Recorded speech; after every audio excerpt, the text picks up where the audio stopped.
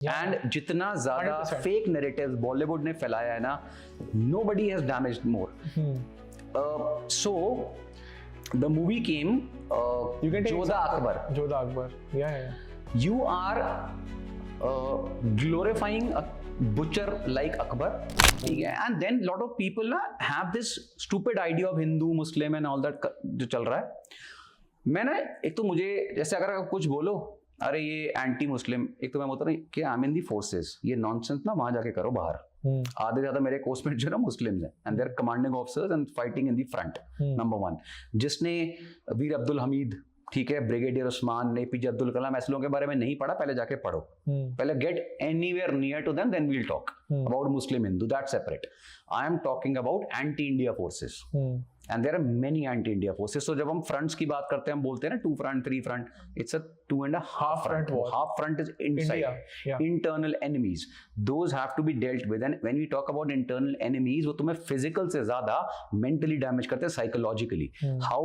जैसे अभी हिस्ट्री हमारी जो बर्बाद हुई ओवर द डेकेड्स, हमारी आइडियोलॉजीज, बॉलीवुड, ठीक है, जिसने I am telling you, nobody influences negatively this thing than Bollywood. And जितना ज्यादा fake narratives Bollywood ने फैलाया है ना, nobody has damaged more. So the movie came Jodha Akbar. You are glorifying a butcher like Akbar, क्योंकि history तो तुमने बताई नहीं, ठीक है, एंड ट्राइंग टू टेल के देखो कितना अच्छा आदमी था, सारे तुम मतलब क्या होगा 30-40 हजार को मार दिया तो तुम मरने के लिए तो पैदा हुए हो, ठीक है. अच्छा, then Bajirao Peshwa. Has anybody even read about Bajirao Peshwa? Do you know he was one of the only, और भी थे, only 100% undefeated kings जिसने दिल्ली तक रूल किया था. किसी को पता है उसकी वॉर्स क्या स्ट्रैटेजी थी? How brilliant strategy he was. कितनी वॉर्स लड़ी, कितनी बैटल्स लड़ी, कैसे वो जीते, किस किस की हेल्प करी. नो ₹1 की उनकी, और क्या बता दिया, मतलब what was that ladies name जो उनकी उसमें किसका दिखाया था, मस्तानी. दैट मस्तानी का चैप्टर वाज इतना सा चैप्टर. Does anybody know कि मस्तानी का बेटा fought with the Marathas and died with the Marathas during the Anglo-Maratha war? कुछ बताया? तुम्हें प्राउड नहीं होना चाहिए. उन्होंने क्या करा, इतनी महान हस्ती को एक स्टूपिड सी लव स्टोरी में लाके रख दिया, ताकि तुम्हें पता ना लगे, ठीक है. तुम्हारे को सारी मूवीज वो जरूर मिलेंगी जहां पर किसी किंग को मारा गया, हम कोई वॉर लूज कर गए, लेकिन जो हजारों वॉर जीते, एक स्टोरी नहीं बनती. See, I have seen this pattern and मैं मतलब इस tangent को इस चीज़ पे ही समराइज करूँगा. लोग इस मेरी बात पे शायद हंसेंगे. Mughal-e Azam is a very classic example of whitewashing again, because उसमें हम दिखा रहे हैं कि एक लड़की को चुनवा दिया दीवार के अंदर, वो गाना करिए प्यार किया तो डरना क्या.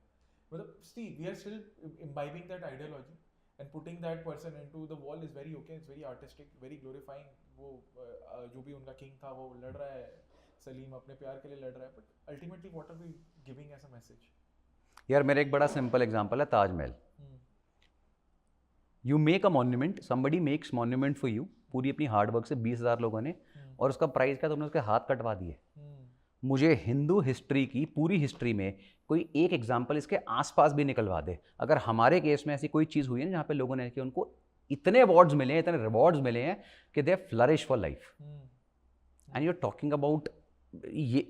और हम बिल्कुल सही बात है ना कि हमारी एक कब्र जो है, क्या वो हमारी नेशनल वो है? तुलादान भी तो होता था हमारे में, जैसे बॉडी वेट पे हम गोल्ड देते. हाँ, तो हमारे यहाँ जितनी चीज़ें जो बर्बाद कर सकते थे सनातन की, हिंदुइज्म की, इन्होंने पूरी कोशिश करी है कि उन एस्पेक्ट्स को नेगेटिव कर करके रॉन्ग हिस्ट्री क्रिएट करी जाए, चीज़ों को ग्लोरीफाई करा जाए उनको, क्योंकि लोग पढ़ेंगे, उनको पता पढ़ेगा तो कोई है नहीं. सी ये चीज़ें ना, मैं इसको बस उस टैंजेंट पे लेके जाना चाहूँगा कि ये चीज़ें हम सब जानते हैं कि एक्चुअल रियलिटी क्या है.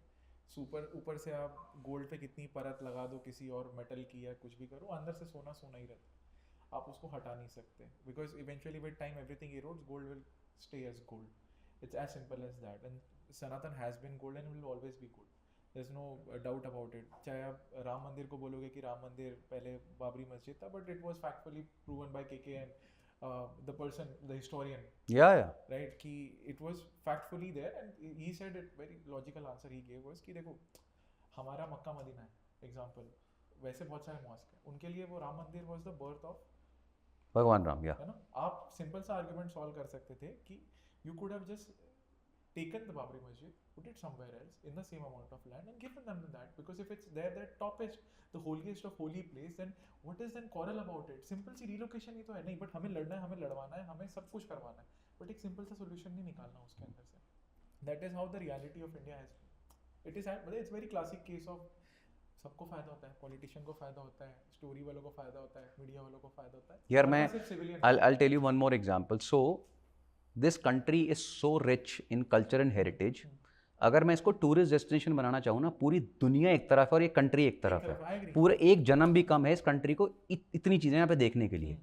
लेकिन हमारे यहाँ टूरिज्म उस पर ध्यान ही नहीं है, मतलब ही नहीं है इन चीज़ों के ऊपर कि उसे ग्लोरीफाई करा जाए. ठीक है, I have seen people, Bollywood में दिखता ही है, but I have seen people coming to India and showing the most nonsense things of this country and then glorifying कि देखो इंडिया में तो गाय घूम रही है, इंडिया में तो गोबर है, इंडिया में तो देखो बच्चे गरीब ये हैं, इंडिया में कूड़ा.